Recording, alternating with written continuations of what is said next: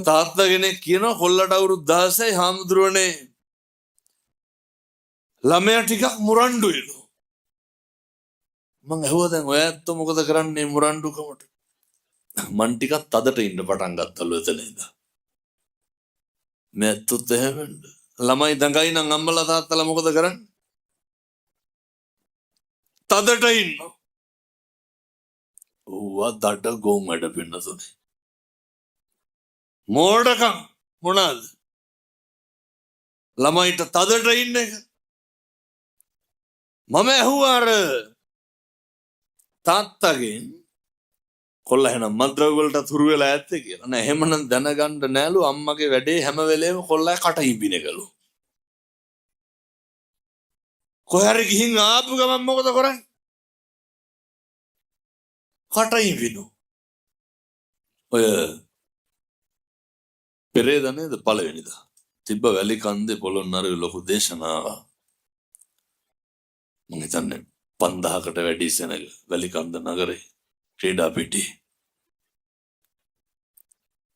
ලෝක ළමා දිනේ දවසේ මම විශේෂ වශයෙන් කිව්වේ දරුවන්ට ආත්ම ගෞරවය දෙන්න. දරුවන්ගේ පෞරුෂය රකින්න. ගෙවල් වලින් කරන මහ කැත වැඩක් තමයි පින්නතුනේ. දරුවන්ගේ පෞරුෂය කොන්ද කඩනවා ගෙදරේ. කොල්ලෙකුට තියෙන්න ඕන හොඳ ආත්ම අභිමානය. ඒක බුදිය ගත්තට පස්සේ දොරට කන තියාගෙන ඉන්න බෑ මොකද කරන්නේ කියලා අහන්න. අම්මලාගේ තාත්තලාගේ වැඩ.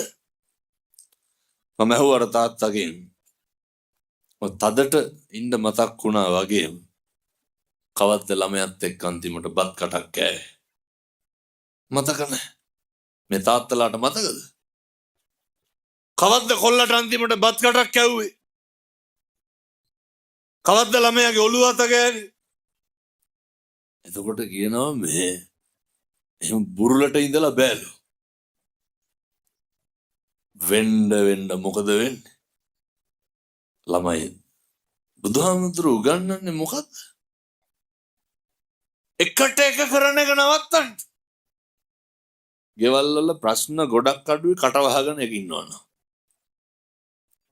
එකක් කිව්වොත් අනිත් පැත්තෙන් 60ක් විතර කියන්නේ නැද්ද අපේ ගෙවල් වල? කොහෙද සමතය? කොහෙද මෛත්‍රිය? එකට එක කියන එක නවත්තන්න පුරුදු වෙන්න.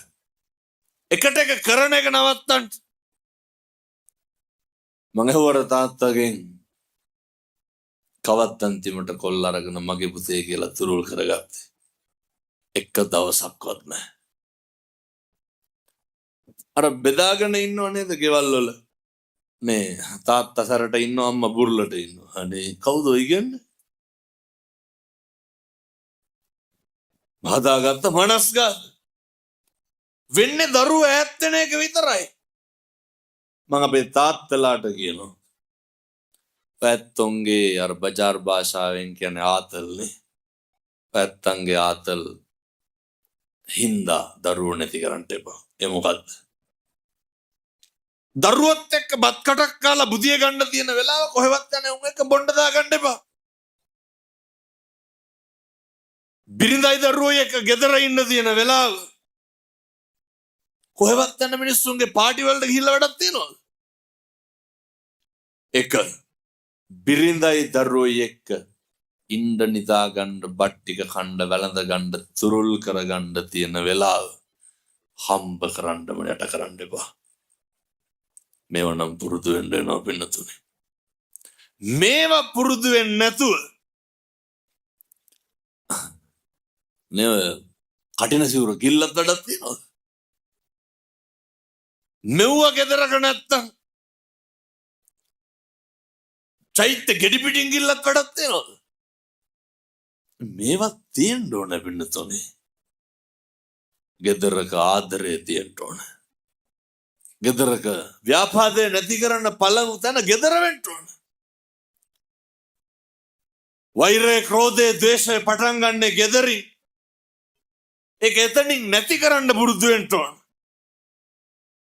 ඒ නිසා කාලෙකින් හම්බෙච්ච මනුෂ්‍යාත්භාවය තුළ කුලප්පුව නවත්ත ගන්න. හරි නියතමානී වෙන්න.